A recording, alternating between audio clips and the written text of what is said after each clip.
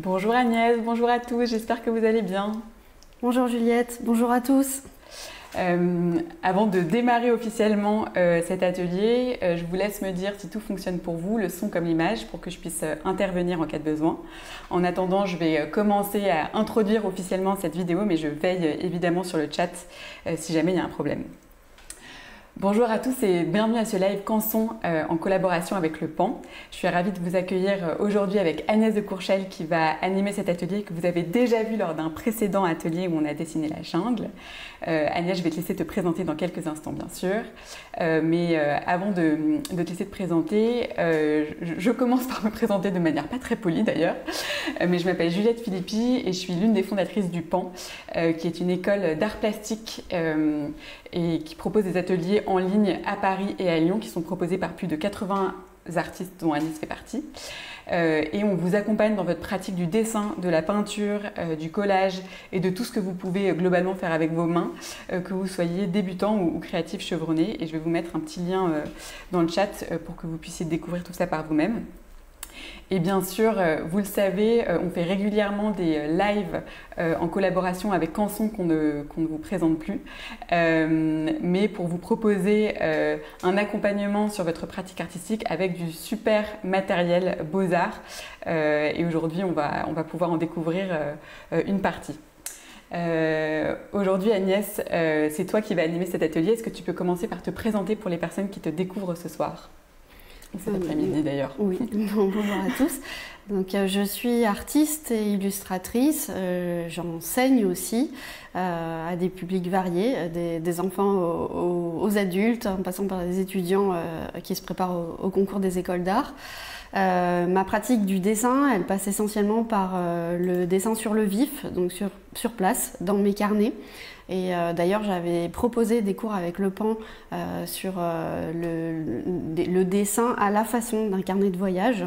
Alors, les outils que je vais utiliser sont assez variés et dont le feutre voilà, fait partie de la base de ma panoplie d'artistes, on va dire.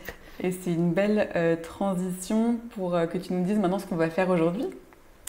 L'idée justement, alors là on s'éloigne un peu du dessin sur le vif parce qu'on n'est pas là dans une volière avec des oiseaux autour de nous, mais justement pour aller vers une interprétation, une écriture personnelle, je proposais de dessiner des oiseaux imaginaires. Grâce aux couleurs particulières qu'on peut obtenir avec les feutres et puis sur papier coloré. Et ces oiseaux imaginaires, on va les découvrir bientôt. Avant de se lancer, est-ce que tu peux nous parler du matériel que tu vas utiliser aujourd'hui ? Alors, vous aurez besoin du papier couleur Canson de la gamme Iris Vivaldi qui existe en fait en 185 et 240 grammes. Là, j'utilise du 185 grammes et qui existe en 44 couleurs. Et en fait, là, aujourd'hui, j'ai décidé d'utiliser cette couleur jaune orangé. Ensuite, j'utilise les feutres Lyra Art Tip et les feutres Lyra Fine Liner. Donc les feutres Lyra Art Tip, c'est des feutres à l'eau qui sont composés en partie d'un plastique fait à base de canne à sucre. Et qui propose du coup une gamme, voilà, on peut les voir, ce sont ceux-là, de couleurs très vives. Il y a même des fluos. Et ce sont des feutres aquarellables, c'est-à-dire aquarellables que si on peut les mélanger avec de l'eau et du coup créer des dégradés. Et puis les feutres Fine Liner, Lyra, donc ceux-là, ils ont une pointe fine, donc plus fine que les autres feutres, et ils sont idéaux en effet pour dessiner, pour tracer, et vous pouvez aussi les utiliser par exemple en lettering, en typographie, calligraphie. Donc voilà, les deux gammes proposent des couleurs vives et éclatantes. C'est fabriqué en Italie. Et vous aurez besoin aussi d'un crayon à papier pour faire le tracé, le dessin de notre oiseau. Génial. On va donc pouvoir se lancer. Peut-être avant de commencer, une dernière chose, on sera ravis de voir des photos de ce que vous avez fait pendant cet atelier, donc n'hésitez pas à les poster par la suite sur le groupe des ateliers Canson. Et il y a un super jeu concours auquel vous pouvez participer aujourd'hui pour tenter de gagner un assortiment de feuilles de papier Canson Vivaldi en 185 grammes et des feutres Lyra Graduate Art Tip, ce qui vous permettra de le faire avec le matériel adéquat si jamais vous ne l'avez pas à portée de main. Et bien sûr aussi un atelier en ligne du PAN. Vous pourrez notamment découvrir les autres ateliers animés par Agnès sur la plateforme. On va donc pouvoir se lancer. Agnès, je mets ton plan de travail en grand écran. Est-ce que tu veux que je rajoute les modèles ? Oui, on peut les rajouter, ouais, comme ça peut vous donner... Donc ça, c'est la version finale qu'on va faire.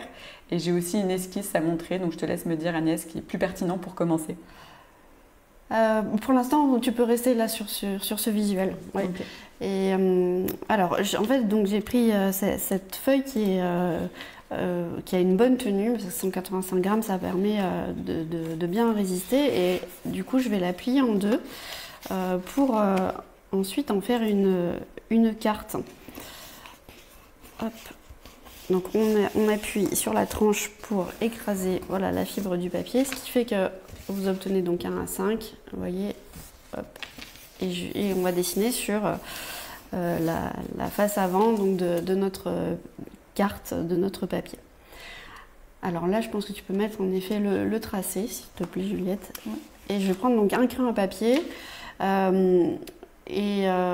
Là, on voit sur cet exemple, j'ai choisi de cadrer assez serré. Je fais un zoom sur l'oiseau. Pourquoi travailler sur... donc ça, c'était pour vous parler de la composition. Donc plutôt que d'avoir un oiseau tout petit au milieu de ma feuille, je vais vraiment profiter de l'ensemble de la feuille et zoomer donc sur mon oiseau et puis travailler aussi ensuite le décor derrière, l'arrière-plan. Donc, pourquoi travailler sur un papier coloré? Parce qu'en fait, c'est une espèce de gymnastique du cerveau aussi assez amusante parce que les couleurs de nos feutres vont forcément apparaître différemment puisqu'on est avec un fond coloré. Ce que j'essaye de faire aussi, c'est que l'on oublie, à force de dessins, de motifs que l'on va rajouter, de couleurs, que l'on oublie la couleur originale du papier qu'on a utilisé. Donc ça va donner une teinte générale, mais en fait on choisit, on va garder des parties en réserve, c'est-à-dire on va garder des vides, et le jaune du papier, le jaune orangé du papier devient une couleur à part entière. Alors comme on a tellement l'habitude de dessiner sur du papier blanc, c'est une petite gymnastique voilà, à appréhender. Alors, je commence donc à tracer la silhouette d'un oiseau. Sentez-vous très libre. Moi, je me suis un peu inspirée d'une espèce de pivert, mais là, sentez-vous très libre de faire la forme de l'oiseau que vous voulez. On n'est pas dans une étude naturaliste où il faut absolument reconnaître l'oiseau. Et c'est ce qui nous laisse du coup la porte ouverte à toute créativité. Donc je lui fais un bec assez fin, un cou un peu élégant, une gorge ronde. Voilà, vous arrivez à voir à l'écran le tracé.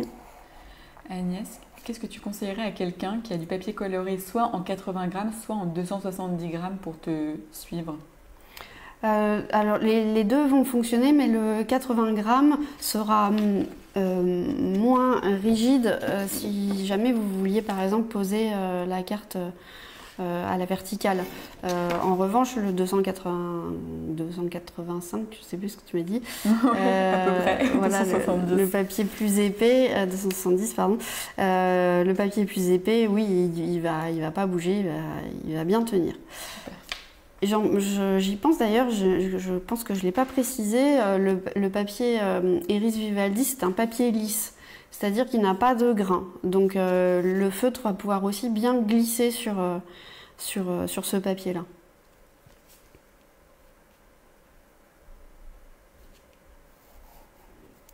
Alors donc là je suis dessous, je vais amorcer le début d'une queue et puis dessiner les pattes qui dépassent de mon oiseau.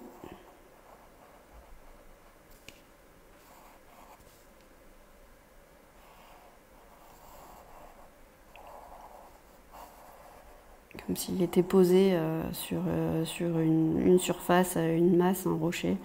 Je lui fais des très grandes pattes là, par rapport au tracé qu'on avait au départ. Donc l'aile, hop, qui va me permettre après d'inventer plein de motifs.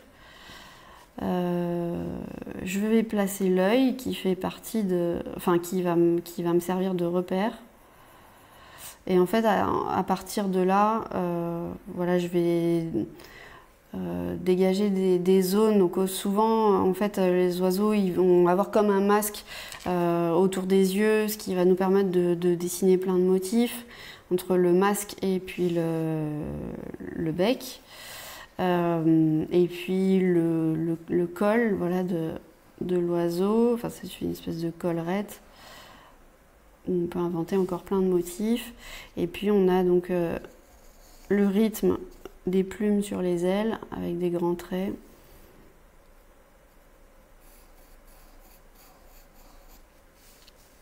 Donc je continue, là je développe un peu les motifs autour du col et puis à partir de là je fais glisser mon crayon jusqu'au bord là, de la feuille pour matérialiser les traits des plumes des ailes. Puis on pourra rentrer encore plus après dans le détail. Voilà, je vais lui mettre sur son dos une espèce de rayure, une bande. Et je parlais du masque, donc autour de son œil. Un peu comme un capuchon aussi.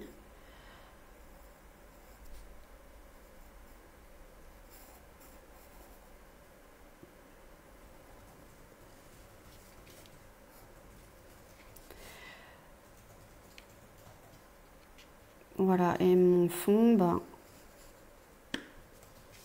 là je suis à peu près à la moitié de ma page pour créer en fait une dynamique pour avoir en fait des textures différentes en bas et en haut. Je vous laisse terminer le tracé. Il n'est pas nécessaire de trop rentrer dans les détails en fait parce que on peut en inventer au fur et à mesure des détails avec les feutres. Donc moi je vais m'arrêter là pour le tracé. Ce tracé vous pourrez à la fin le gommer pour qu'il disparaisse, mais en fait sous les feutres il va presque devenir invisible.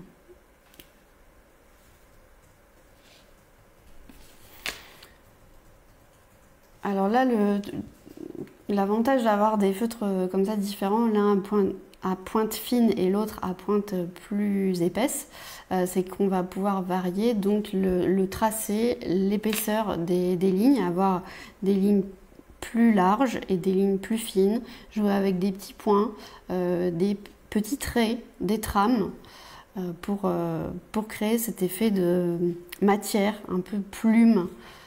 C'est pour ça, quand j'ai découvert ces feutres aussi, ça m'a fait penser au dessin, voilà, des plumages. Alors, petite question Agnès, on ne voit pas forcément très bien ton tracé. Est-ce que tu vas les repasser au feutre ou est-ce qu'on peut peut-être repasser un peu plus épais avant de se lancer dans le coloriage? Alors je ne vais pas le repasser au feutre parce que sinon j'aurais peur que ça me cloisonne trop. Ouais, je comprends, c'était pas l'idée de départ. Et est-ce que là vous voyez un peu mieux déjà à la caméra? Je pense que là effectivement on voit mieux. Je ne bouge plus. Mais surtout sentez-vous très libre d'improviser du moment qu'on a un bec, un œil, Ouais. des pattes, des ailes et éventuellement un bout de queue qui dépasse, et ben c'est bon. Ok, super. Et sinon, je vais peut-être essayer de zoomer un peu dans le champ pour qu'on puisse voir ça de plus près, comme ça, t'as pas besoin de lever le papier. Ouais, sinon je le repasse. Ou tu peux Ouais. comme je vais faire les deux. Si tu peux D'accord, repasser pendant ouais. que je zoome un peu dans la caméra, je Oui. pense que ce sera mieux. On puisse voir un peu mieux les contours.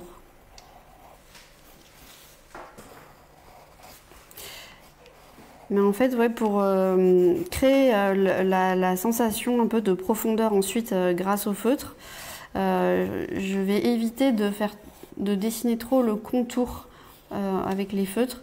Sinon, ça va créer comme un cerne euh, qui fera que ça va délimiter chaque zone et du coup aplatir l'image.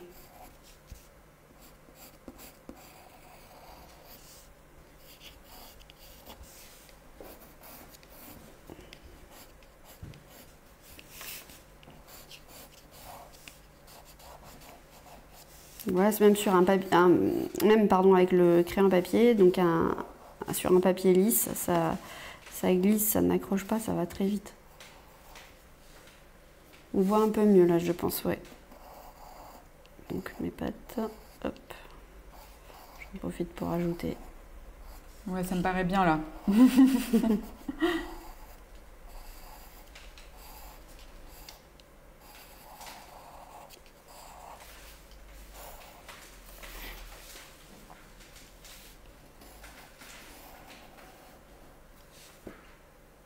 Voilà pour les lignes essentielles. Et j'avais parlé de mon fond éventuellement.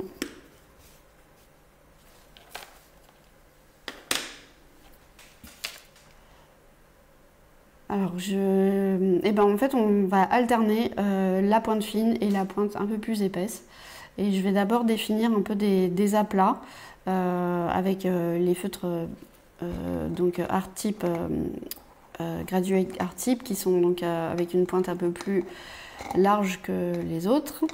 Donc, je peux vous montrer, mais jaune sur jaune, on ne va pas avoir beaucoup de différence. Là, c'est quasiment invisible. Ça fait une petite nuance un peu plus foncée.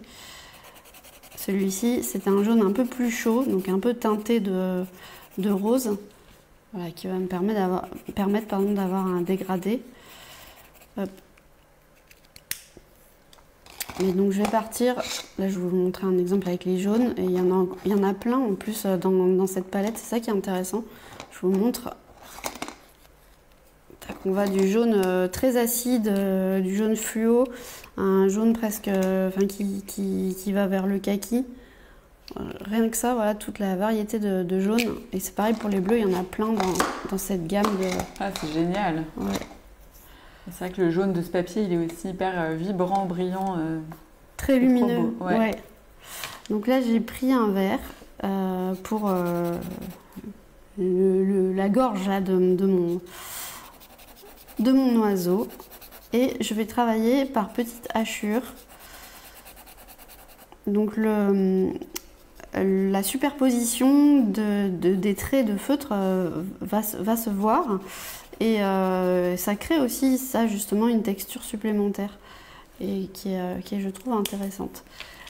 Donc, je vais repasser par-dessus avec un vert un peu plus foncé. Il ne faut pas faire trop de superposition, sinon on risque d'abîmer notre papier en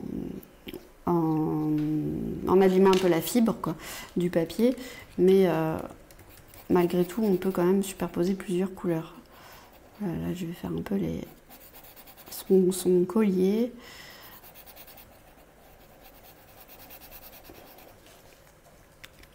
Je continue de jouer avec des bleus différents, des bleus, des verts. Là, on est sur un bleu turquoise. Et puis, je vais élargir, enfin espacer un peu plus les hachures, les petits traits, pour du coup laisser apparaître le jaune et m'en servir comme d'une couleur à part entière, le jaune de la feuille.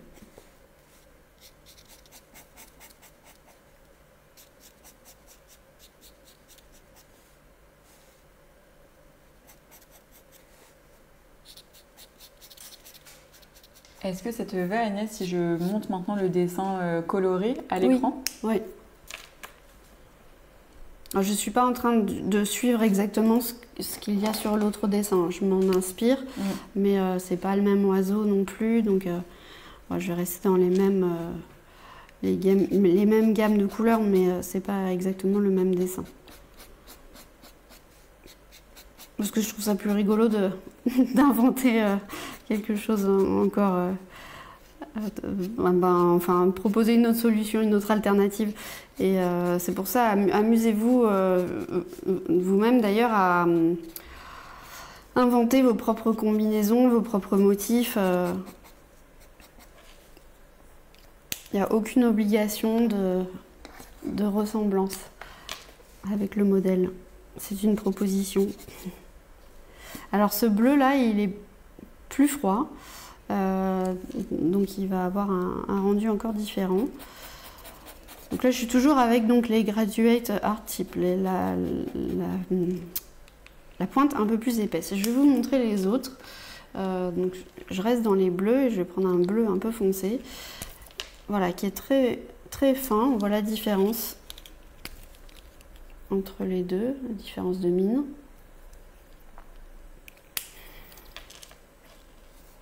Et donc je vais m'en servir pour faire des hachures très fines. Alors là à l'écran je pense que c'est un peu difficile à voir, mais au fur et à mesure voilà ça va apparaître. Un peu comme une onde, je vais dessiner mes motifs autour des plumes du cou. Je me rapproche là de la caméra pour vous montrer.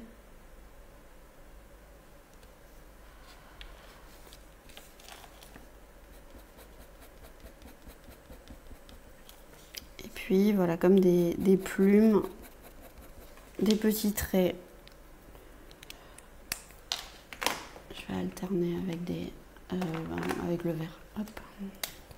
Pour l'instant, je travaille les bleus, les verts. Et quand on superpose les couleurs, eh ben, ça crée des couleurs encore différentes. Et c'est ça qui est toujours, je trouve, très intéressant quand on a une palette. De feutres par exemple là voilà on a toutes ces couleurs là à disposition mais on peut encore créer nos propres couleurs en mélangeant et en superposant en fait les feutres. Là je suis repassée avec le feutre un peu plus épais et puis du coup je vais tracer là cette ligne qui délimite l'aile.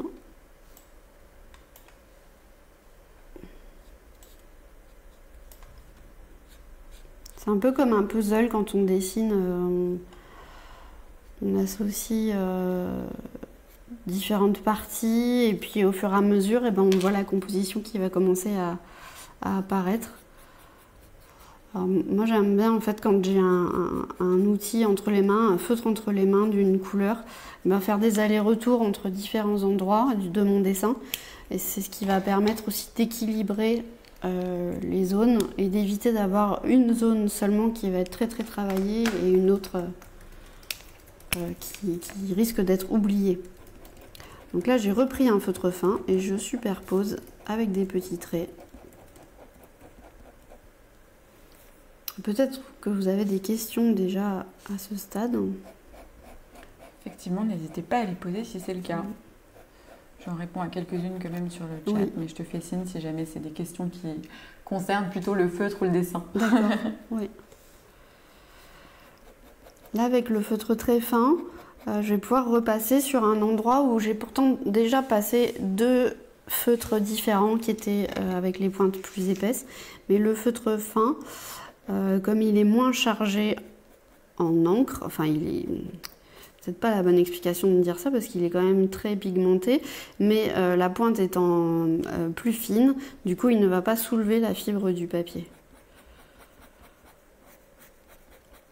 Alors que si voilà, je passais 5 fois une superposition de couleurs avec des feutres un peu plus épais, le risque ça serait de saturer la fibre de mon papier. Alors, je vais me servir de ce bleu foncé. Alors c'est un bleu foncé, mais sur mon papier jaune, du coup il apparaît presque violet. Il se charge de l'orangé là du papier.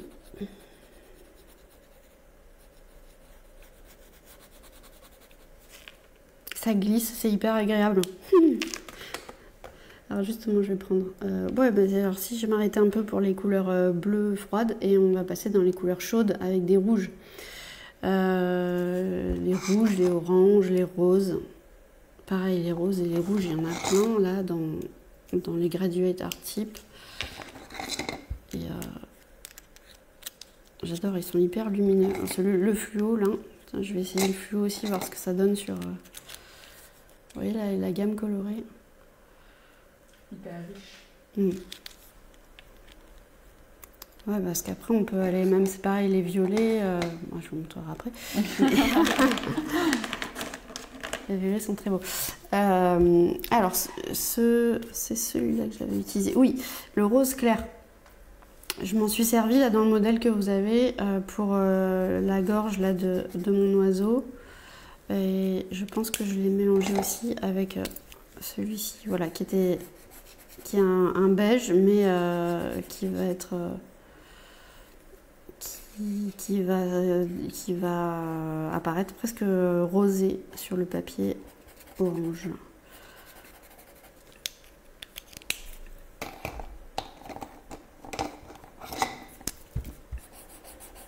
Enfin, il faut faire comme vous sentez. Voilà, celui-ci aussi, il est intéressant parce qu'il est très clair. Donc on pourrait se dire qu'il ne va pas apparaître sur le papier coloré. Et en fait, si, il va le teinter, et ce qui me permet de faire un dégradé. Hop, sur le cou de l'oiseau.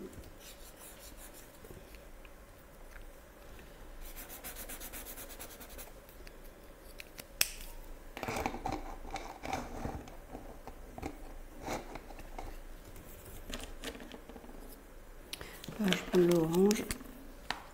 Et puis là, sur le dos de l'oiseau, voilà. La tête. Je remplis cette partie et puis pour l'instant je la remplis en aplat et en fait au fur et à mesure je vais rajouter des dégradés, je vais mélanger, là je vais essayer le fluo d'ailleurs, qu'est-ce que ça donne, ça fait un rosé.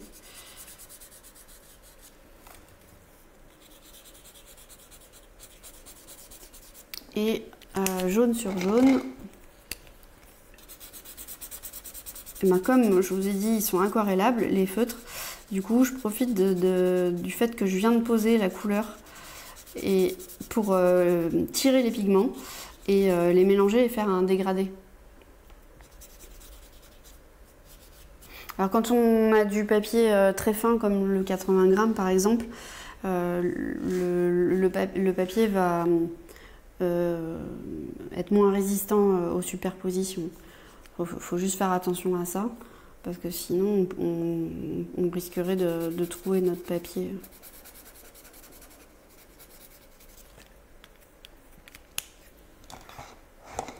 Et pour l'instant, les feutres très fins, je m'en sers un peu moins parce que je pose les grands aplats qui vont me permettre de me repérer aussi dans mon dessin, dans ma composition. Donc, je vais lui foncer la tête.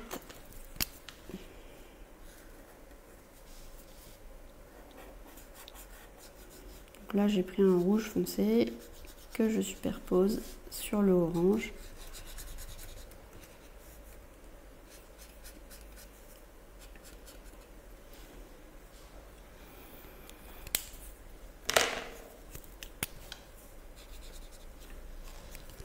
Ça se voit pas beaucoup. Alors, je vais prendre dans les feutres fins le violet.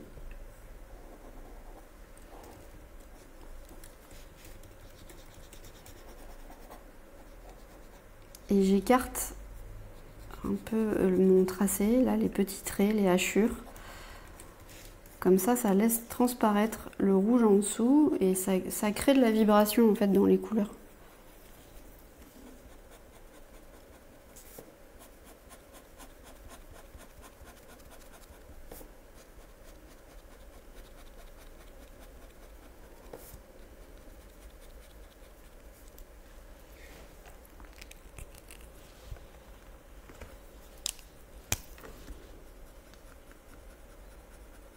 Donc sentez-vous libre d'utiliser les couleurs que vous souhaitez au fur et à mesure, sans plan de route forcément, vous pouvez improviser complètement.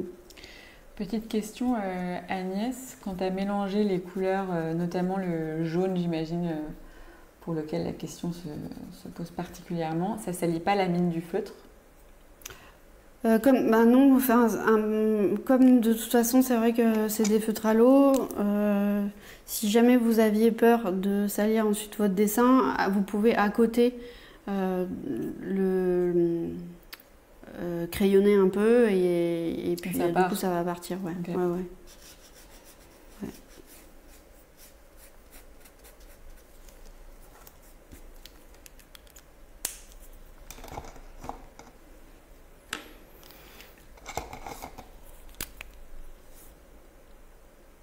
Je vais m'attaquer aux couleurs chaudes des ailes.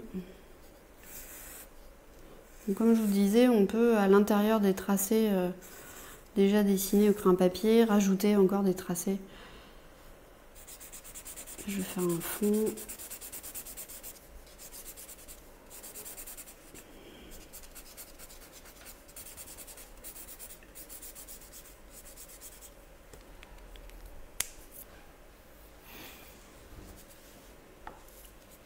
Là, tout le corps et les ailes, et l'aile pardon, qu'on voit là, ça va être le gros du travail parce que c'est ça aussi qui attire le regard. Après, le fond, l'arrière-plan, il est aussi important. Faut pas le négliger parce que quand un fond et un décor est bâclé, du coup, ça va aussi desservir votre dessin, mais là, pour l'instant, j'ai placé des grands aplats et je vais, enfin, comme des morceaux, et puis je vais rentrer de plus en plus dans les détails. Donc, vous pouvez aussi, par exemple, vous amuser à faire des hachures vraiment toutes mini. Après, ça prend plus de temps. Presque comme des petits points. Et avec le feutre, non ça c'est le fin, mais avec le feutre épais, on peut aussi travailler par petits points. Hop.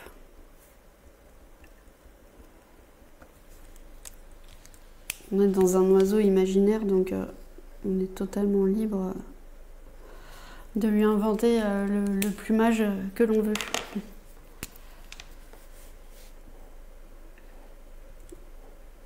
Et on a très envie de voir quelle sorte de plumage vous avez réalisé, donc n'hésitez pas à nous partager tout ça suite à l'atelier sur le groupe Facebook des ateliers Canson.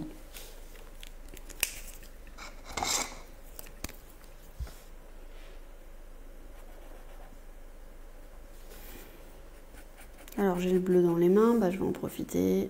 Hop, là c'est comme si c'était un peu inséré. Le bleu s'insère dans les plumes. Et puis je vais reprendre un vert un peu acide.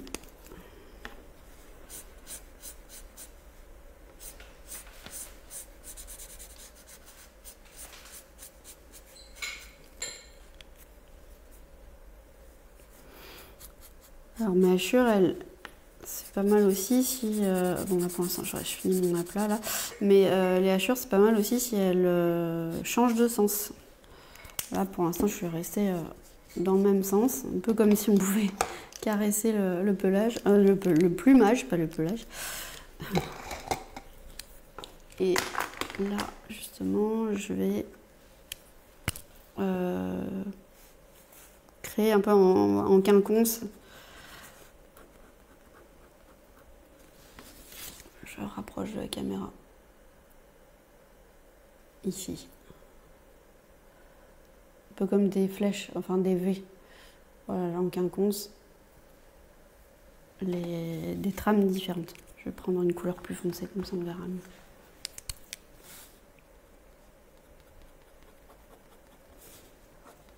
Alors c'est plus facile de faire ma rangée de hachures dans un sens et ensuite dans l'autre sens plutôt que de faire des angles, tac tac tac, c'est plus long.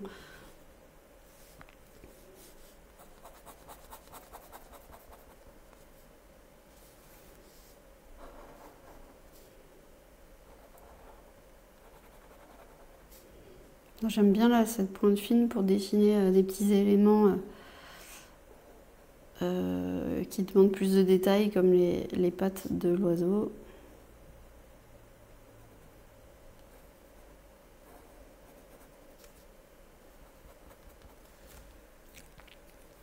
Je vais prendre un bleu clair pour lui donner un peu d'épaisseur là. Voilà, c'est très foncé pour le coup. Je me sers du feutre clair pour tirer la couleur.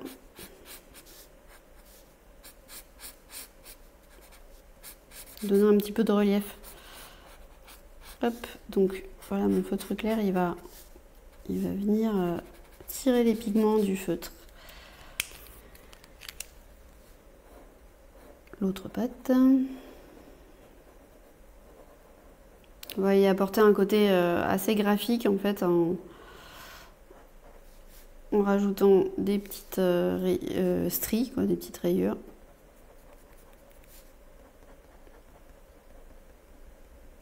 Vous pouvez même vous amuser à changer de couleur. Là, je vais prendre du bleu foncé.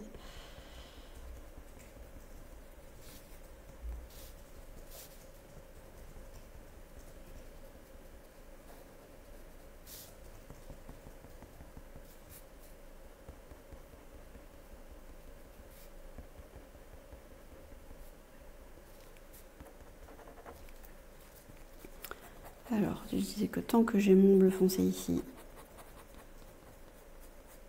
je l'utilise pour ajouter des détails.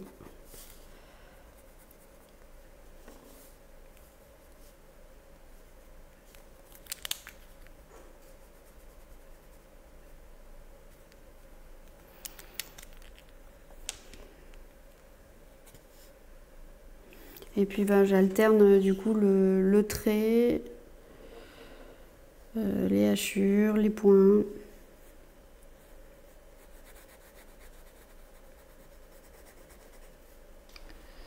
Et je vous rappelle que vous pouvez participer à un jeu concours pour tenter de remporter un assortiment de feuilles de papier couleur Canson Iris Vivaldi. C'est le même modèle que Agnès est en train d'utiliser, ainsi qu'une boîte de 12 feutres Lyra Graduate Art Type et un cours en ligne du Pan. Et pour participer à ce tirage au sort, il vous suffit de remplir un petit formulaire que je vous partage sur le chat.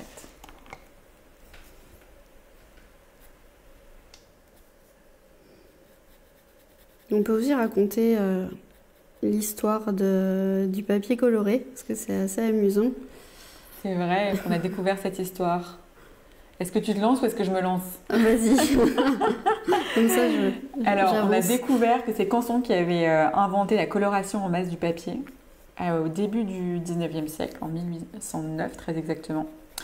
Et en fait, ils ont innové dans la manière de colorer le papier parce qu'avant, on trempait les feuilles blanches dans du colorant. Et du coup, la couleur, elle n'était pas forcément stable ni homogène. Et quand on déchirait la feuille, on pouvait voir des traces du papier blanc. Et en 1809, ce sont les frères Montgolfier qui ont choisi d'incorporer les colorants dans la pâte à papier. Et du coup, les colorants sont beaucoup plus... les couleurs apparaissent de manière beaucoup plus éclatante et homogène et elles durent. Et c'est grâce à Canson qu'on a pu diffuser cette innovation en masse dans les papiers qu'on trouve aujourd'hui. Et tout reste fabriqué avec cette technique. Donc les Iris Vivaldi que vous voyez là, mais aussi les autres gammes de papier que vous pouvez trouver chez Canson, Colorline, Mi-Teinte, etc.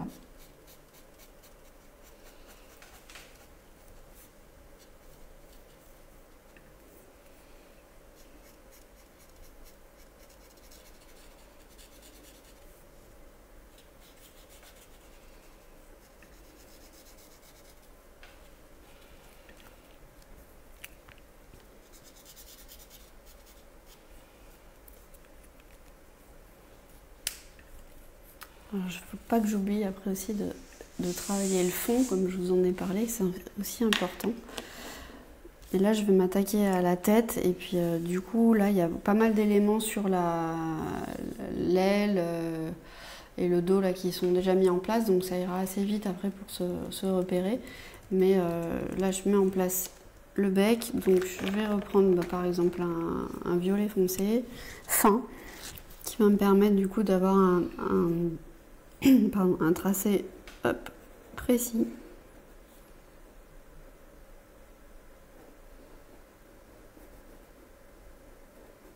Même là on peut jouer, je fais une espèce d'onde pour dessiner le bec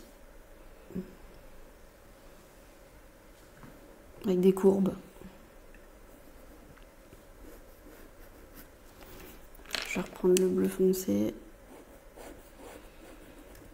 et je garde un tout petit peu de jaune pour faire un trait de séparation là du bec entre le haut et le bas. L'œil que je vais venir noircir. Je garde aussi un petit point jaune qui va apporter de la lumière. Je fais son contour avec le feutre très fin comme ça c'est idéal pour apporter vraiment du détail précisément. Et puis donc son espèce de masque autour de l'œil. Et je laisse apparaître donc un peu de jaune dans mes traits. Donc je ne suis pas en train de remplir complètement la surface. Je laisse un peu de jaune, ce qui apporte un peu comme des reflets et de la texture du coup à la tête de l'oiseau, à son pelage, à son plumage, j'y arrive pas.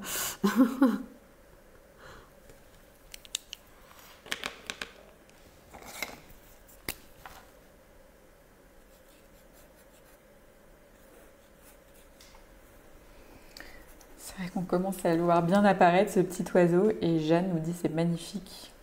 Je te partage Agnès, parce que c'est vrai que là... Si, c'est amusant à faire. Complètement.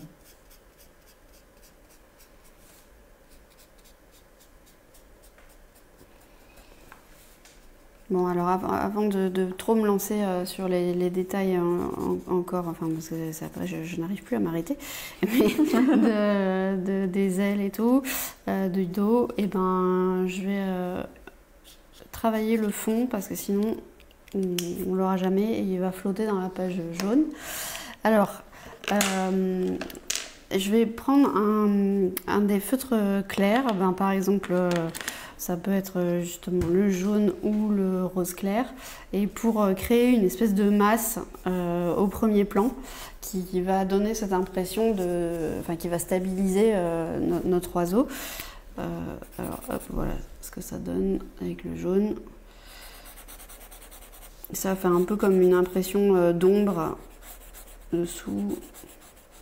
Alors attention de ne pas passer trop près des tracés, par exemple bleu foncé là des pattes, parce que sinon vous allez tirer la couleur du bleu foncé. Bon après c'est pas grave, hein, mais du coup ça va un peu salir le jaune.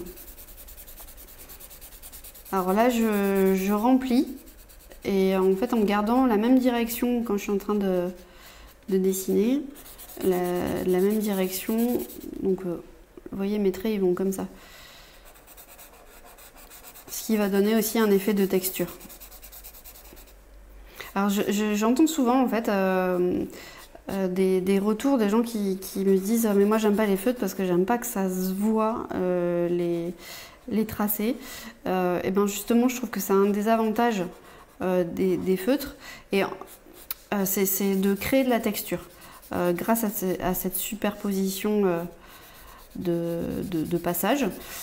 Mais en fait aussi vous verrez que selon les papiers que vous allez utiliser, le feutre réagira aussi différemment. Et puis un des avantages aussi du feutre, c'est que, bon il y en a plein d'avantages d'ailleurs, parce qu'il y a le fait que ça ne tâche pas, c'est accessible à tous les âges, et aussi c'est que ça peut se mélanger avec d'autres techniques. C'est des outils qui sont nomades, c'est-à-dire qu'on peut les transporter facilement sans avoir peur que ça coule dans notre sac.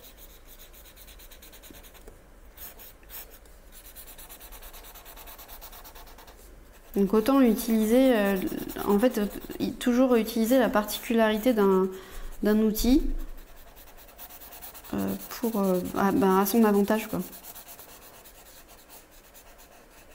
avec des feutres à l'eau, justement, si on superpose les passages du feutre, et ben c'est là qu'on va arriver à gagner en intensité, à avoir des nuances plus foncées, plus riches.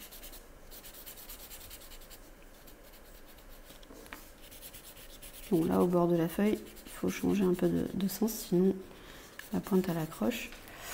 Et je vais faire un premier plan, comme on voit là.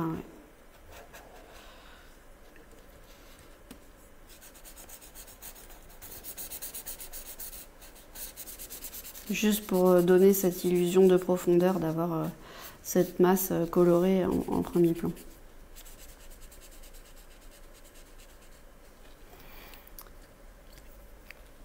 Je vais me servir ici aussi.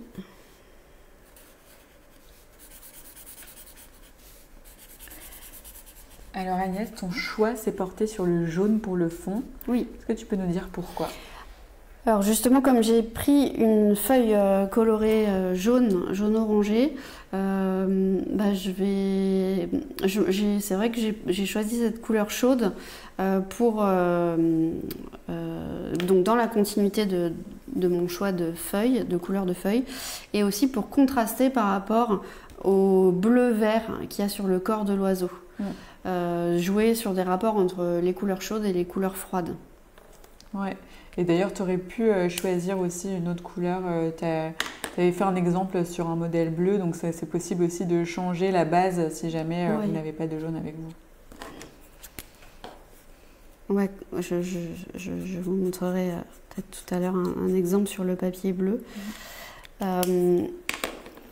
Alors, j'ai pris par exemple le rouge et vous voyez, je vous ai parlé tout à l'heure des petits points.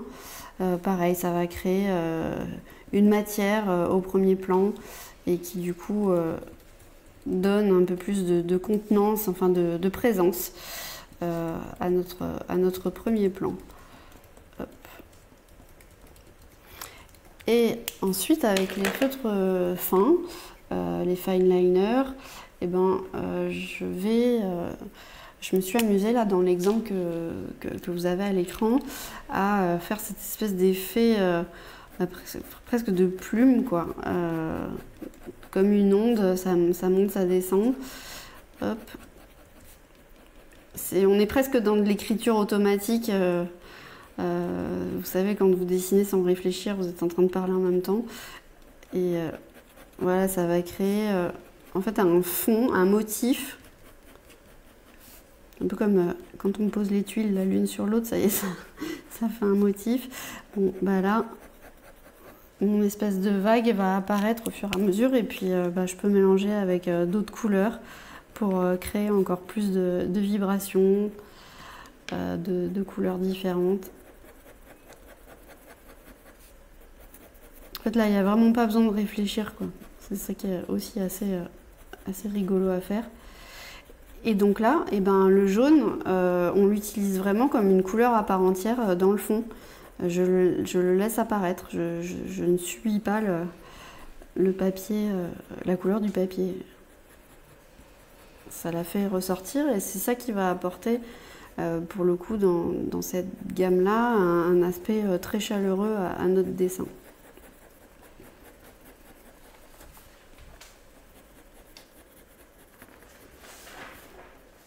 Alors vous pouvez inventer tout, pareil, le motif, le rythme que vous voulez, quoi.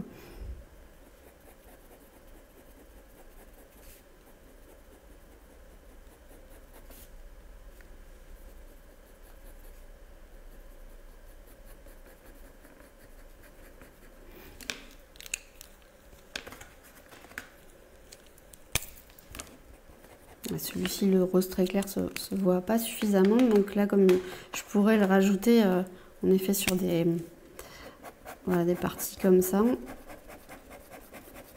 Juste en hachure oblique. Et là, je vais continuer avec une couleur un peu plus foncée pour que ça se voit bien.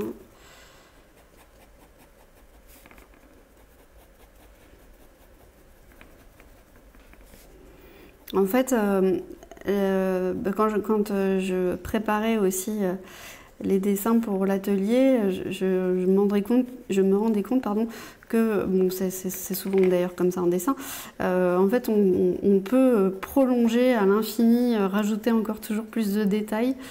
Donc là ce sont des suggestions et à vous de savoir aussi à quel moment vous décidez de vous arrêter. Il n'y a pas de temps vraiment imparti pour se dire voilà, là ça devait être fini absolument au bout d'une heure. Rien ne vous empêche de continuer ou sinon même d'aller plus vite et de faire plusieurs dessins. Voilà, on commence à le voir apparaître. Alors j'en profite tant que j'ai mon rose en main pour rajouter des plumes comme ça, plus chaudes.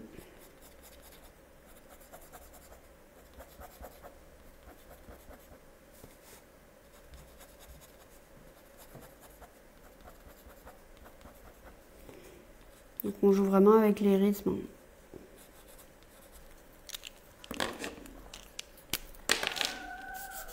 Je reprends un rose clair.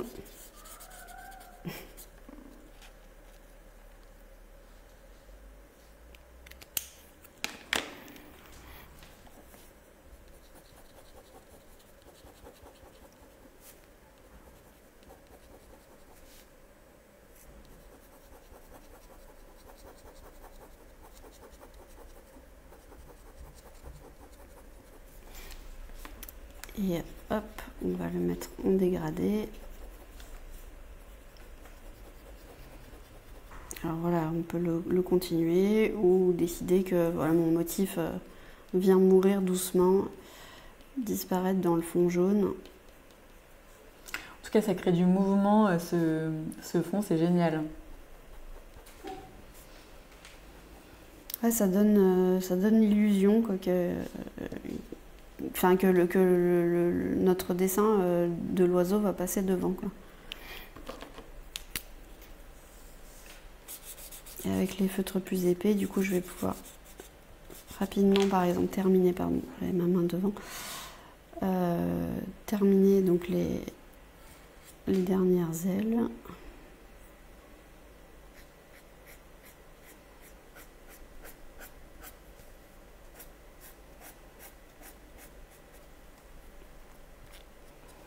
Plumes, c'est pas les dernières ailes, les dernières plumes, pardon.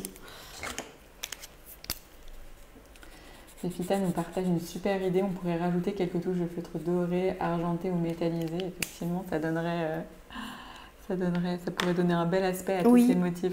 Ouais, un côté aussi un peu festif ou donner l'impression comme si c'était aussi une gravure en rajoutant un feutre métallisé. Ouais.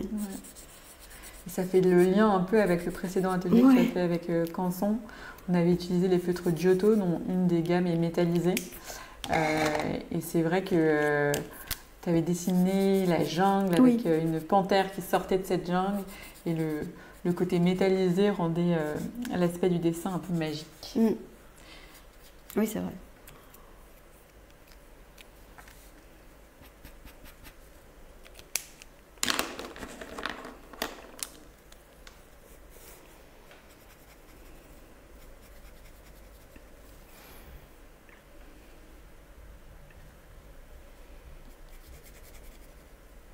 Donc là, sur le modèle que vous avez à l'écran, pour le fond, j'ai superposé 3-4 couleurs.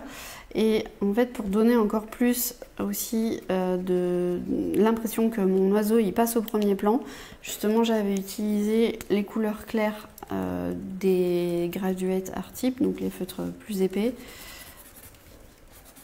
pour, encore une fois, utiliser la couleur des feutres que j'ai déjà posé et créer en fait une teinte supplémentaire. Ça donne un peu plus de profondeur au dessin.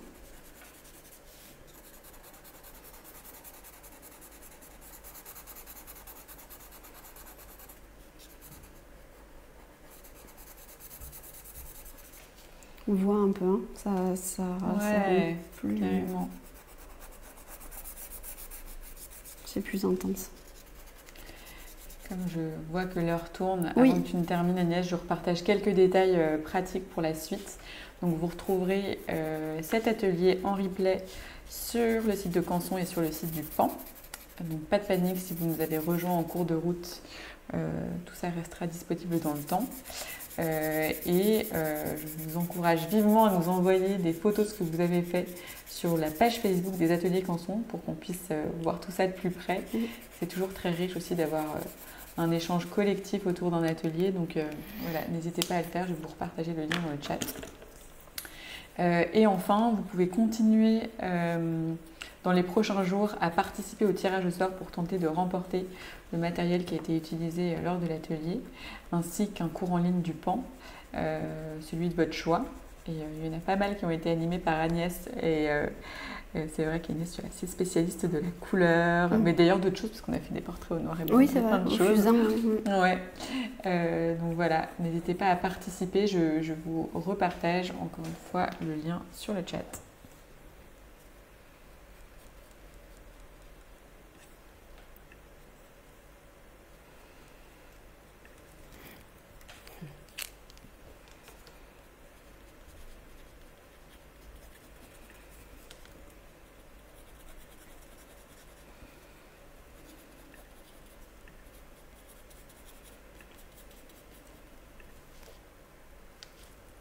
Bon, moi, je pense que je vais rester et je vais continuer à dessiner là.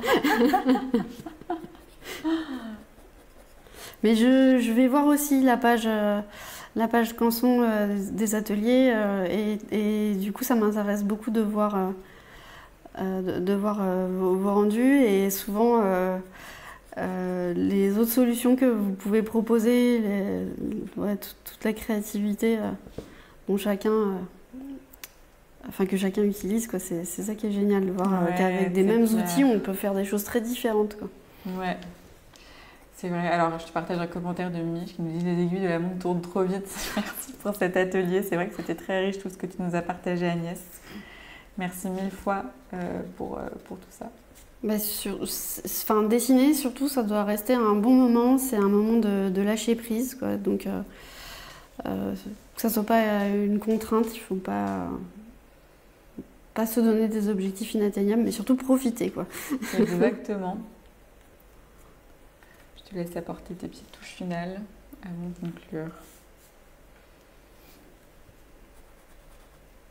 C'est vrai qu'avec les feutres fins, en plus, on peut toujours rajouter plein de détails. C'est sans fin. C'est sans fin. C'est sans fin. C'est presque magique. Rajouter un rose dans... Alors ça, c'est marrant parce que ça paraît marron, parce que c'était un des roses mélangé avec le orange du papier. Et donc là, avec le feutre fin que je repasse dessus, ça vient le réchauffer à nouveau et le rendre un peu plus rouge. Ouais, non, mais c'est vrai que toutes ces superpositions, on n'y pense pas forcément au feutre. Et là, c'est vrai qu'avec ces différences de taille, différences de texture aussi, ça rend hyper bien.